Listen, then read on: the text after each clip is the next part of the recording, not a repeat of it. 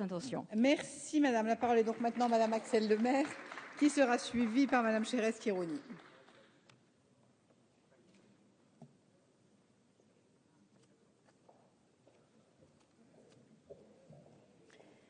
Madame la Présidente, Monsieur le Ministre, mes chers collègues, on dit qu'en France, échapper à l'impôt est un sport national. Or, c'est faux. C'est devenu un sport international.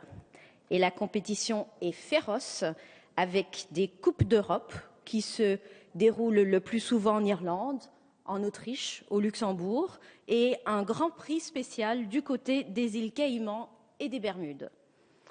On voit bien les logiques qui se heurtent.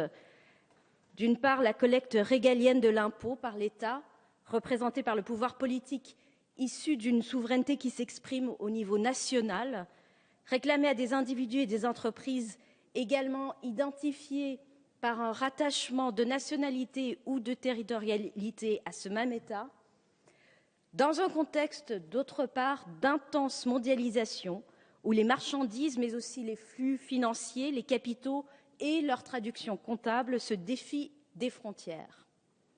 Or, la reprise en main du politique, après des années néfastes d'un laisser-aller aveugle à l'échelle de la planète, était nécessaire.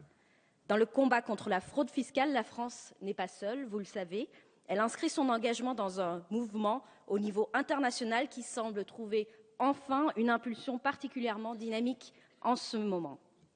Le projet de loi soumis à notre examen concerne la fraude fiscale des particuliers, mais elle traite aussi plus incidemment de certaines pratiques des entreprises, et c'est sur ce dernier point que j'aimerais insister, car le débat parlementaire permettra, je l'espère, de poser les premiers jalons d'un travail qui s'amorce.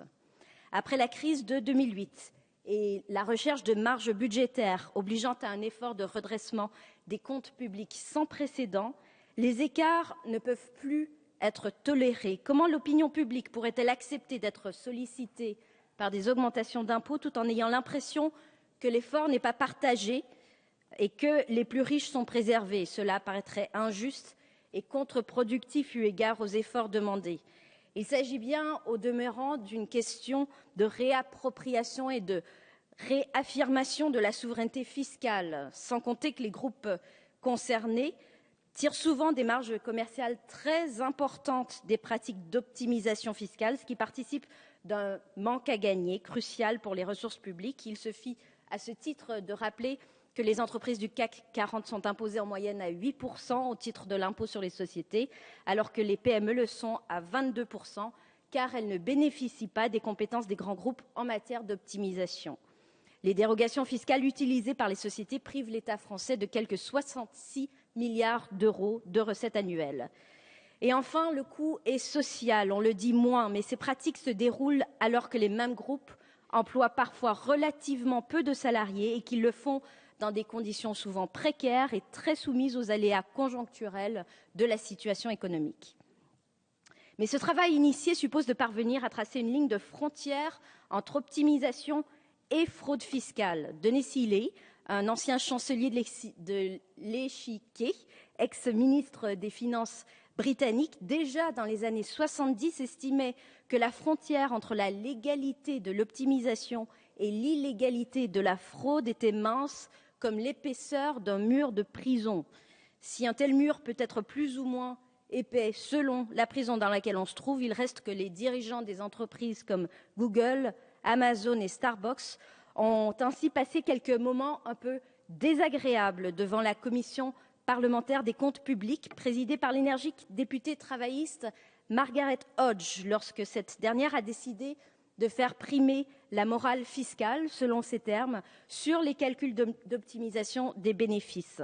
Et on peut, comme elle, s'étonner que les cafés Starbucks soient implantés partout et que pourtant le groupe n'ait connu qu'une seule année d'exercice bénéficiaire en 2006. Les méthodes de détournement du paiement de l'impôt sont ainsi souvent ingénieuses. Transférer au siège d'un groupe plutôt que dans le pays de domiciliation de la filiale des royalties pour rémunérer l'utilisation d'une marque, pour rétribuer des méthodes de production standardisées au niveau du groupe, ou encore pour utiliser le design des magasins, payer les revenus vers une juridiction nationale plus favorable, localiser officiellement les services commerciaux et les relations avec la clientèle dans certains pays, alors que les équipes réelles se trouvent à quelques kilomètres du centre des impôts. L'optimisation utilise les failles, les oublis et les imprécisions des textes de la loi. Mais comment contrer ces pratiques?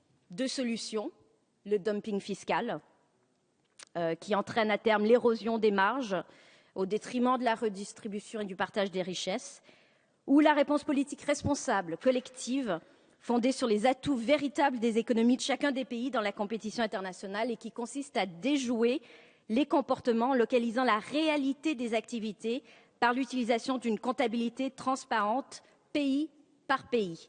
En France, le gouvernement s'emploie à poursuivre les mêmes objectifs que ceux qui sont annoncés au niveau international au sein du G8, du G20 et de l'OCDE.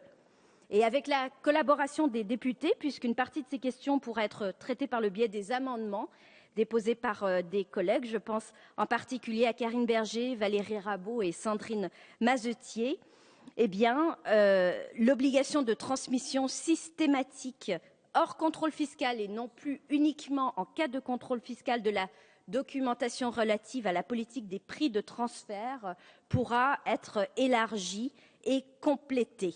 On pourra se féliciter, je l'espère, des avancées présentées dans ce texte qui devrait recueillir un large consensus dans cet hémicycle. Il s'agit là donc d'un premier geste important du fait de poser une première pierre dans l'édifice de lutte contre l'optimisation fiscale des grands groupes.